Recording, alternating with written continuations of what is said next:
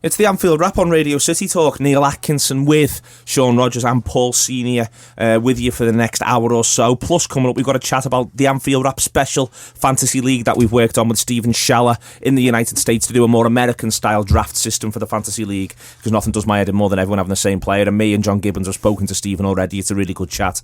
But with Sean and Paul here, what we're going to talk about is what's caught our eye in the pre-season games. And also what we've seen before, chatting about Klopp and FSG's approach, and then we're going to have a little look on the weekend to come with the Barcelona and Mainz games. No time for an opening question really, because there's so much that's been going on across this pre-season. And Sean, the first thing that grabs me is the rumours today that Brannigan may well go on loan to Wigan. I think it speaks well of the manager. The manager seemingly had quite a downer on loans, and I think the reality of the English club system, where he's up to, what sort of games he can get these young lads, has hit home. And now we are beginning to see more and more Liverpool players go back out on loan, albeit maybe more on Liverpool's terms or on Jurgen Klopp's terms. Yeah, I think that's really, really intriguing. When he came in, a lot of people, and to be fair, I think rightly said that it was quite refreshing that he came in and said, "Why are we just loaning all these players out? I haven't got the chance to train with them. I haven't got the chance to see them. We haven't got a chance to nurture them, develop them our way." And it's all very good saying you go out and find other clubs that maybe have similar models or similar philosophies, but you're never going to find an exact replica. And it's interesting that it's taken. We can say it's taken 6 months, but I don't even think it's taken that long, which despite all the games we had last year, it's not taken him very long to realise that, just like his predecessors, particularly people like, say, Rafa, who have obviously come from a completely different culture and way of youth development, that he's come to the conclusion, unfortunately, and it is unfortunate that he's come to the conclusion that we haven't got much of a choice. We are going to have to loan out the majority of these players. And it's interesting for me in that when he was coming to the club, I'm sure that was a bit low down the list of priorities that FSG and people are talking to him about in the interviews, and his agents and all the rest of the thing. But I imagine that once he's been in around the club for a little while, especially as he was coming in during that little international window, I'm sure the vibe from the academy and especially from people like Alex Inglethorpe will have been, and it may have been softly, but there's a reason why we've adopted this policy. It's maybe not our decision to do it that way or our choice. It's just unfortunate. It's not our ideal. It's just what we feel we've got to do. What are our other alternatives? And he's had a chance to look at what the other alternatives are. You can add in, of course, we've only got limited fixtures this season compared to, say, especially last year and years gone by. But I think it's not just interesting the U-turn on it. I think, and this happens a lot, but it's interesting that it's more public this time, especially with us, that it's obviously being leaked that we are demanding that players play 75% of the time when they go away, that there's going to be penalties in place. I think this is something Ferguson used to do a little bit of. I can't remember it being that public with Liverpool that we would do things like this. So whether that's a Jurgen thing or whether that's just Liverpool saying, look, Jurgen, we've done this before and lads aren't getting the playing time at these clubs that they need to go to, and this is a problem. So I think that's a really sensible way of doing it. I'd have a bit of sympathy for the player, though, because if you're in a dressing room in a football club for 12 months and you're only being played because they have to pay the money back, in theory, for the football clubs, that makes perfect sense and it's cool. And look, football's dog eat dog. You've got to be strong enough to deal with it. But that poor lad... But if you're Cameron Brannigan, you've had 3 bad games on the bounce and you get picked for the 4th one, and the fellow who's 28, whose livelihood's on the line here, is looking at you. It's no battle of laughs, that is. No, it's not going to be dead good fun going into training in the morning, is it? But look, unfortunately, it's ruthless and it is what it is. And I think that's probably the best compromise Liverpool make in the current circumstances, which is sad. Who's impressed you, Paul? We're talking about these young players and the opportunities they should be able to get. Ajari has impressed, I think, practically everybody. But is there anyone a bit left field who's impressed you? Left field? No, I don't think so, really. The obvious ones have obviously been Ben Woodburn and Ajari, haven't they? I think they've stood out. I think they're the ones. I don't imagine you'll see Ben Woodburn there, the first team. He's only 16. How close do you think Alexander-Arnold will be? I think he's back up right back. Do you? Yeah. I said this on the show the other day on Tour Player that I can't see him not being that. I think Klein's injury record, it's very good. He's very rarely injured and he'll tend to be able to play week after week after week. And with us having week breaks between games, I can't see there really being a problem unless he picks up an injury. And what I've seen of Trent Alexander-Arnold, I think he's sufficient cover. And what's the worst that can happen? Klein gets an injury in October, November, and he has to fill in. But you've got James Milner. He can play right back. So I think Trent's good enough cover in a season that could, it could be 40 games, it could be 45, 46 games long. I don't see that being a problem for Nathaniel Clyne. Alexander-Arnold, Sean, I agree with Paul. I think it looks likely. There's talk now of Randall going out on loan as well. Alexander-Arnold, it's interesting, the lads who are going out on loan in 19, 20, 21. Alexander-Arnold, 17. But you do wonder if Klopp's thought, firstly, he's good enough, but secondly, Clyne's almost the perfect player to understudy, given his injury record, given the sort of footballer that he is. It works. You can see how that could end up working for Liverpool. Yeah, we can't forget Joe Gomez. It's at some point another good shout. Yeah. I mean, at some point during the season, I'm sure Gomez is going to get back fully fit and in good form, and hopefully he's recovered from his injury. I agree with what you've been saying. I think Alexander. You said, are there any left field? I think for the likes of John Gibbons and Rob Gutman and Andy Kelly and people who have been watching the academy quite actively, it's not going to be as big a shot. But to your normal Liverpool fan who goes to the game and maybe hasn't got the time or the ability to track that so much, then Trent Alexander-Arnold and Ajari have maybe come out of nowhere a little bit. Now, Trent Alexander-Arnold was involved last pre-season as well, so two managers. We went to Swindon and he was the standout.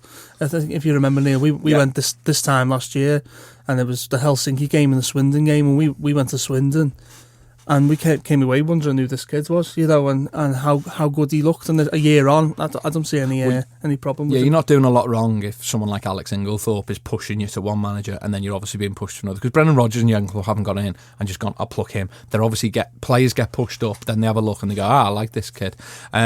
So they've come out of left field a little bit. I agree. I think Alexander-Arnold could easily be a backup right, but I'd be amazed if you don't see him start the first couple of League Cup games at the very least, and it's a big opportunity for him. I've been quite impressed with Ojo because, I hope it's not a negative in a way, but he speaks to the press quite regularly.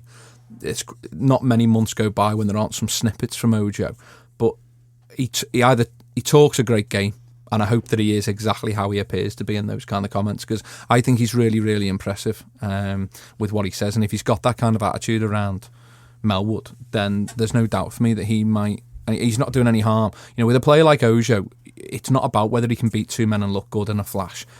It's little things like Roma getting on the end of something on that, 1 yard out, knocking something in that's scruffy.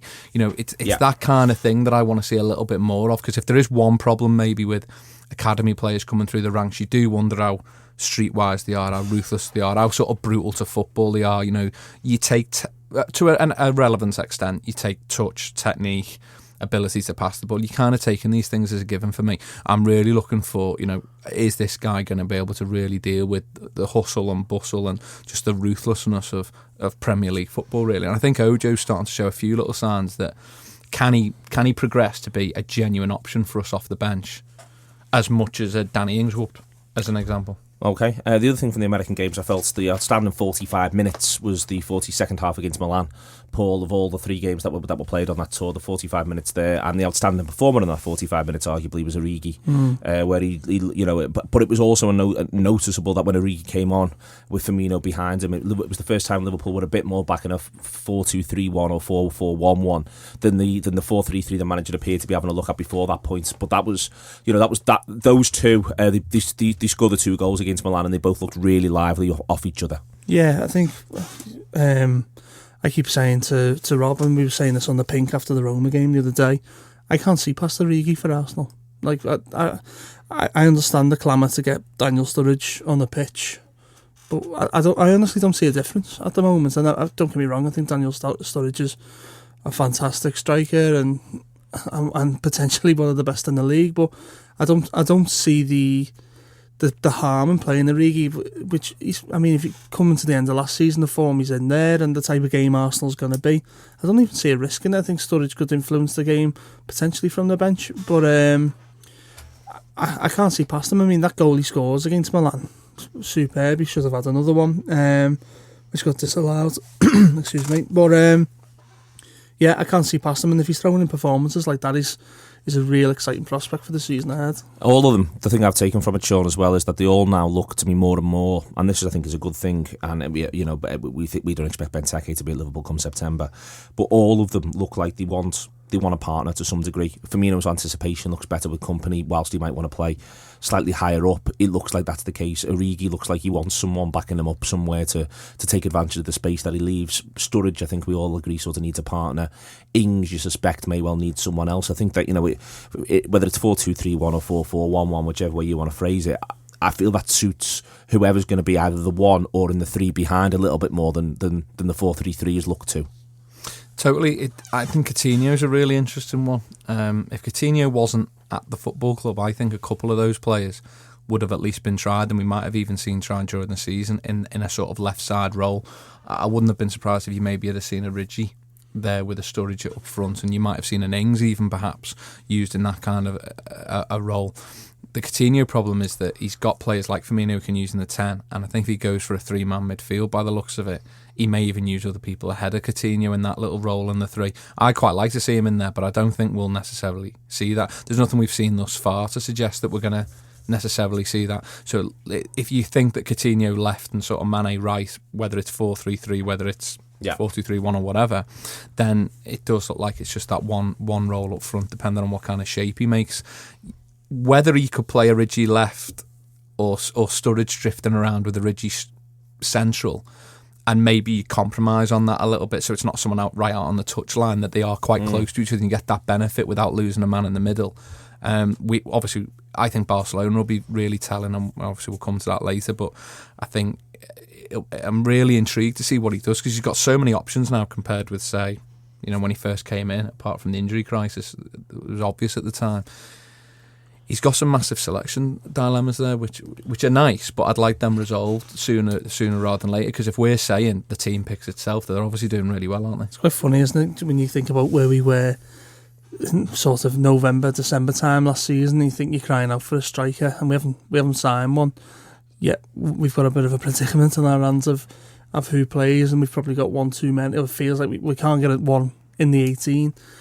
So I mean, it's a great problem to have in a league, and I suppose Europe short of strikers, and we can't fit them all in the 18. But yeah, I mean, don't get me wrong, what I said about Sturridge before, if Sturridge starts and Origi's on the bench, I don't think that's no great surprise. I just feel the form Origi's in, and the nature of the game against Arsenal. Well, how many times did we say, the nature of the game against Arsenal, but also, like, how many times did Klopp shock us last season by Sturridge not playing, and you see the pictures of him with a cob on, sat on the bench because Origi's starting, and I think the manager really likes Origi, and I think he's going to be a handful for Arsenal. I think it'll be horses for courses. I wouldn't be surprised if, especially with him having time on the training pitch, I think it's a big thing. I wouldn't be surprised if he maybe, for instance, he could go 4-3-3 and play Origi up front on his own against Arsenal, but it wouldn't surprise me if, say, we have a home game against Burnley, if he went 4-4-2 and played Sturridge and Origi up front together perhaps, and said, well, I've got all week to prepare you. Yeah, I'm confident that you're going to be fully prepared to go. And whereas if you go maybe Sunday, Thursday, Sunday as an example, with travel and stuff like that, he may not be, because Klopp's really track record was his teams were pretty predictable in Germany, both in terms of their setup and actual team selection. But England's so mad. I mean, an away game to Crystal Palace is so much different to the next home game against Chelsea, and then you could go away to Southampton, which is so much different to a home game against West Brom.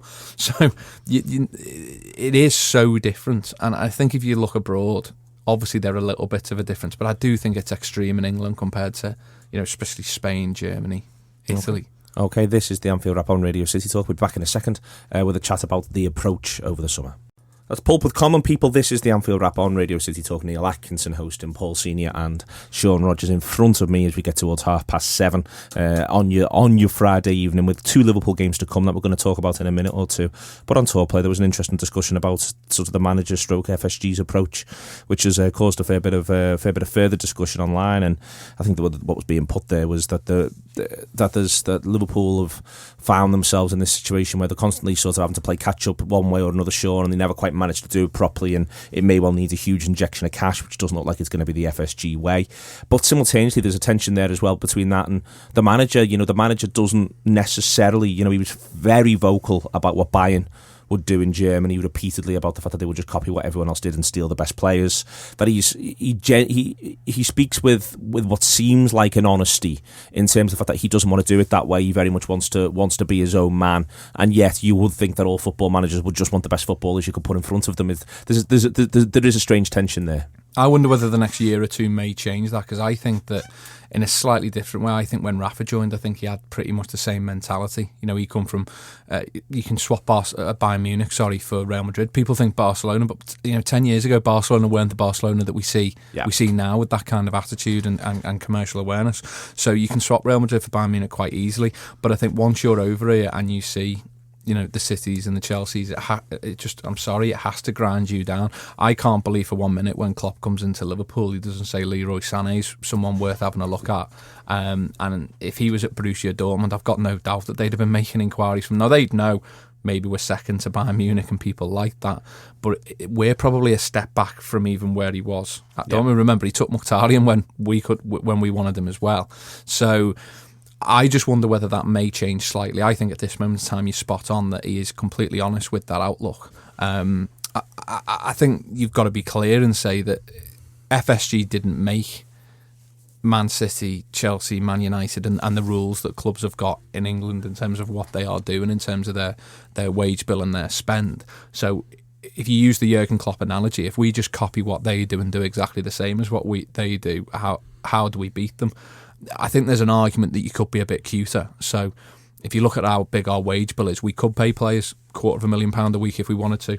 The only problem we've got is we'll run out of money, so we need less players, if you see what I mean. So if Liverpool fans or FSG want us to go and compete for £200,000, £250,000 a week players, you're going to have to turn around and say that that's going to have a knock-on effect, because if you've got someone on £60,000 a week, how do you manage the fact that someone's on £250,000? So it sort of raises the bar for the entire squad, which means you'd have to say, look, we've got a smaller squad and we rely on the kids, and if we have a season where we have injuries, it could become a car crash. But that's one way of doing it. Another way of doing it is just front loading and having a massive transfer spend 1 year. Saying, sorry lads, for the next couple of years, that's us done. But what I'm trying to say is that we're criticising FSG. Sorry, and we were going to say we're perhaps guilty of criticising FSG for doing something different, which is fine. But they haven't got a choice, I don't think, to do something different, because we just can't copy what Manchester City, Manchester United and Chelsea do. Yeah, I mean, people talk about Klopp as being shy of spending money. I think he's obviously got track records and getting a few bargains in. He's got a massive track record in that, but I think when there's been players out there he's wanted, he's gone and spent it, hasn't he? I think Mane's best part of £35 million. So he hasn't, I don't think he's ever been shy in coming forward and spending the money. You think of Mkhitaryan when he was there, Immobile he spent money on, even Aubameyang from San Etienne. I think he had to spend best part of £20 million then. So I don't think he's shy of doing it. But I know what you mean. He's not going to go and buy Lewandowski again for £60 million. I don't ever see that. But I suppose that's what we signed up to. We haven't got the same sort of finances available to us as the likes of Man City. So our investment was in the manager. So we pay the manager the big money. We get the manager who can sort of not wheel and deal, but you can find players out there.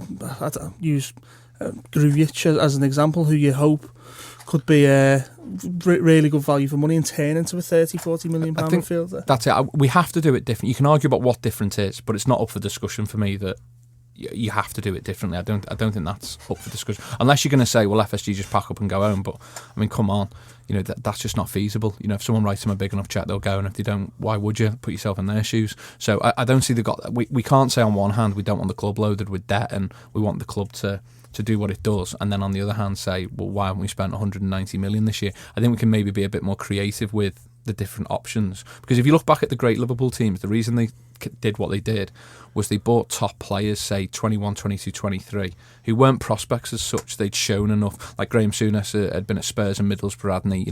Players like this. Kenny Dalglish is a bit of an outlier because Keegan had gone. He'd been a hero at Celtic, but most of them were the Hansons, the Sounasses, this kind of player. They get 4 or 5 of them in, but then 4 or 5 years later on, the senior players would ease out and you'd have them established and you bring another 3 or 4 in. So when we were growing up, we were looking back at players. If you signed for Liverpool, you played for 10 years at Liverpool. Now, it's a little bit of a different culture right now, but maybe you could have a look at that of saying, well, we need to go and get a top group of 21 to 24-year-olds, even if it's 3 or 4, and then you might be able to leave that for a number of years before you then have to replenish, perhaps.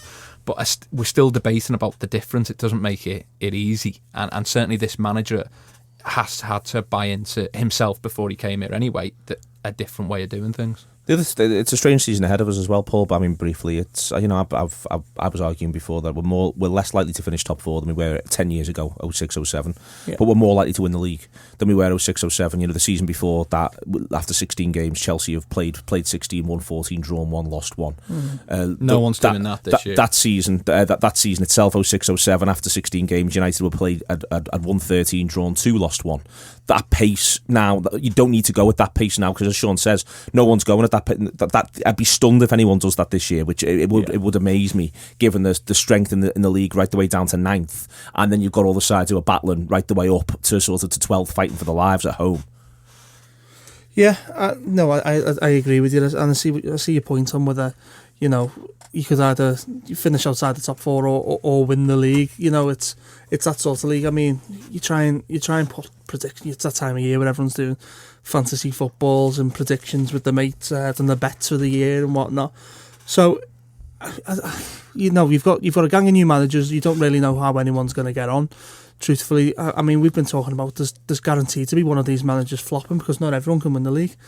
So yeah. Pep Guardiola or Mourinho not winning the league to them is a failure. Well, this is where process comes back in, Sean. That that if you can feel as though there's a process that's ongoing and that Liverpool are part of that process, that's because only one can win the league. It's being on the journey towards winning the league in the next 2 or 3 years, possibly, than just being the one side who manages this campaign. Yeah, I've said that. I think I've said this before, but I think any Liverpool manager's got to say the target at game 30 is to be in that little sort of 55 to 60 point zone every year, because if you do that, you should be bang there for top 4. And if you were to go on a run in that last 6, 7, 8 games, you potentially bang there for a title.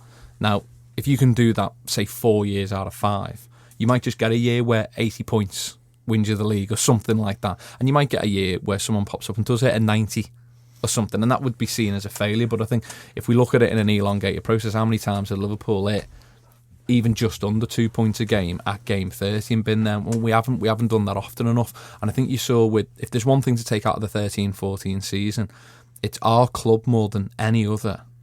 Is if we can get to that sort of level, we'll give Liverpool that momentum, that intensity, if you like, for that last 7 or 8 game run. Now, look, if that fails for 3 or 4 years, I'm sure the crowd will be different and won't be welcoming the coaching and all that kind of thing eventually. But I do think that should be Liverpool's aim. Can we get 55, 60 points at game 30? And like you say, see what all the other sides are doing. Okay, this is the Anfield Wrap on Radio City Talk. After the break, we're talking to Stephen Scheller and John Gibbons about the fantasy football.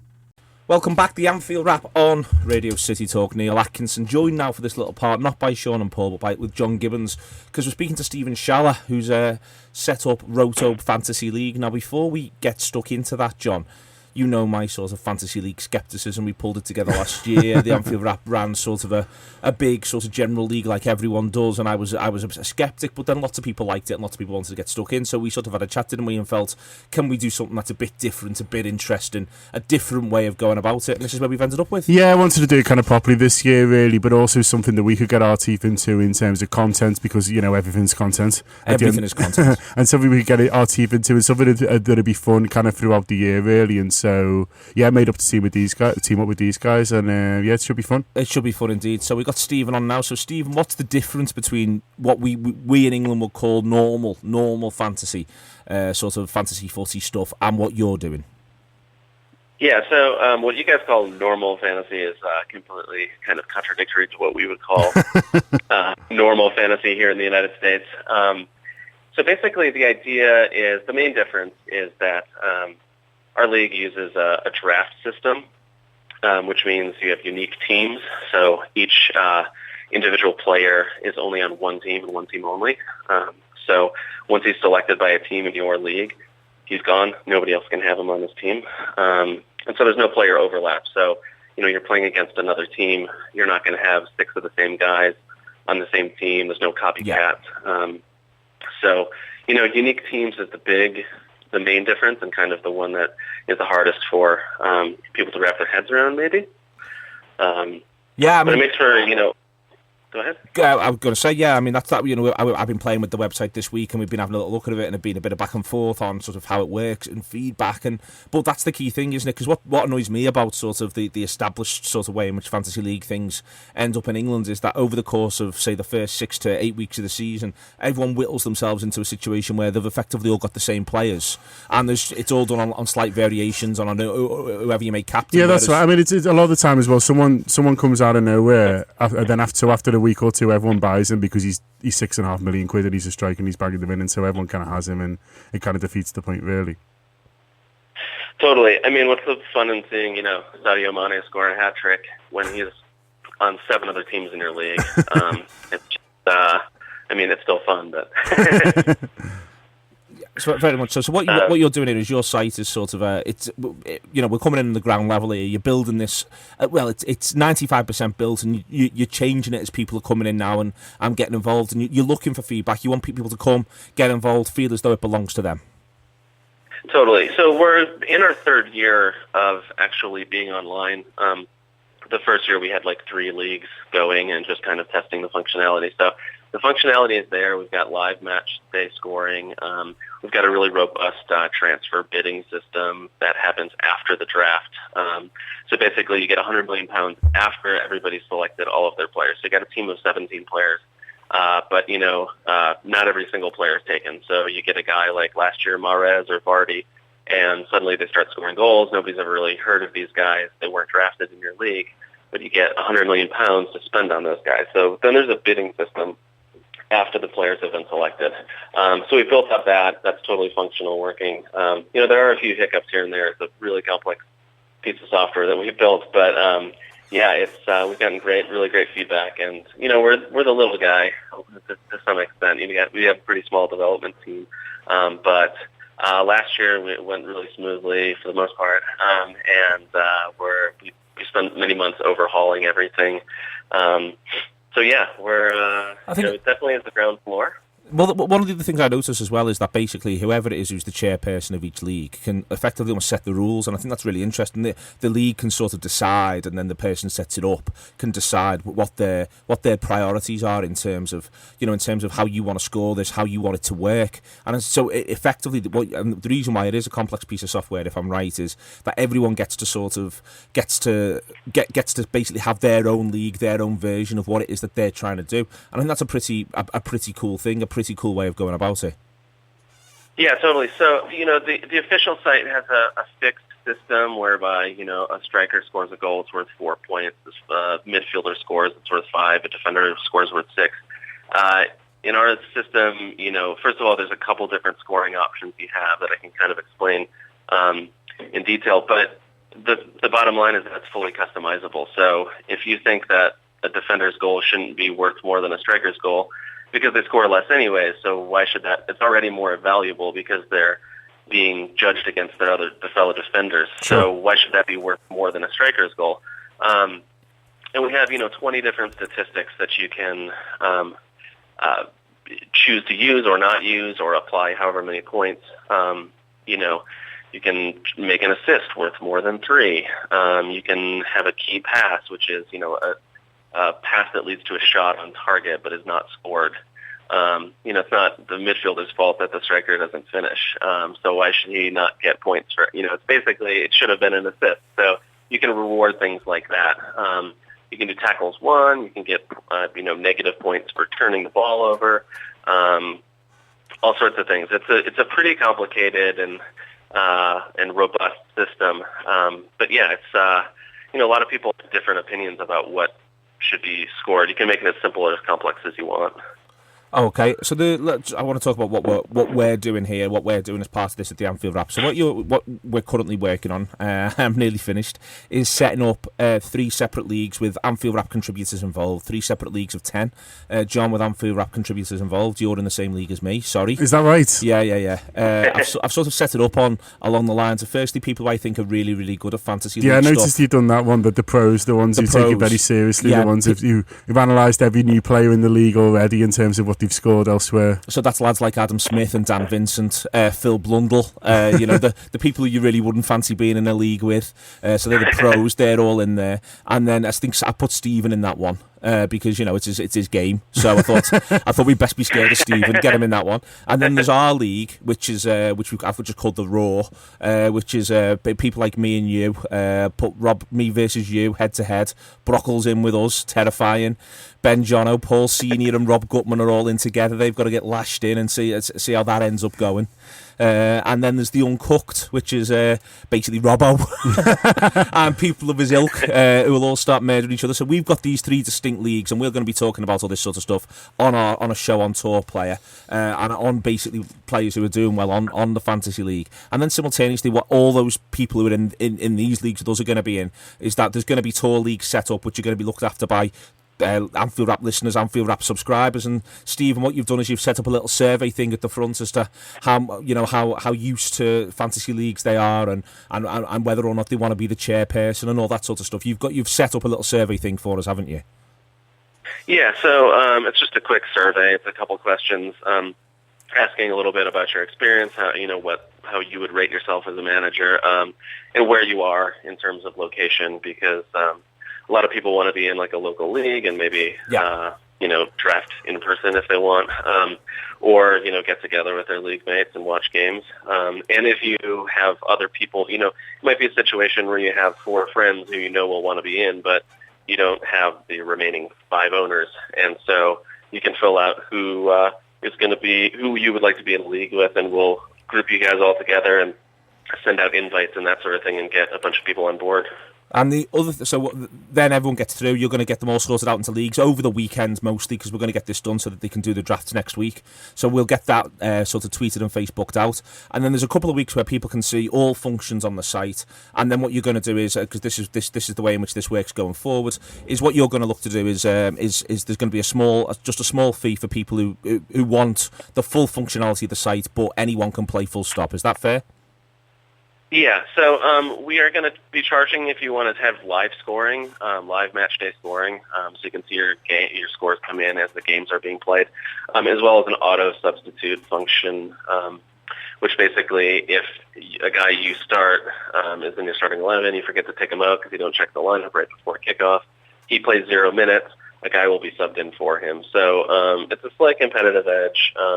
It's going to be $12 for the entire season, so a very nominal fee. Yeah. I guess there's just one more feature I want to talk about. We are also going to be running a cup competition that will be a separate competition from your league, similar to the FA Cup. It'll start later in the year, so it'll help teams who are, maybe buried at the bottom of the table in their league. Maybe they'll do a little better in a one-off cup competition. So, and if you're in if you have different divisions linked up through promotion and relegation, all of the teams will be thrown into the same cup. So there will be a little player overlap in that situation, but it'll be pretty minimal. Okay. But that's kind of one of the little wrinkles we got going on. Excellent stuff. So yeah, basically, people last year they wanted us to do Fantasy League. We're doing Fantasy League. We're doing it as thoroughly as we possibly can with the best, and I would say most complex. And I mean that as a compliment.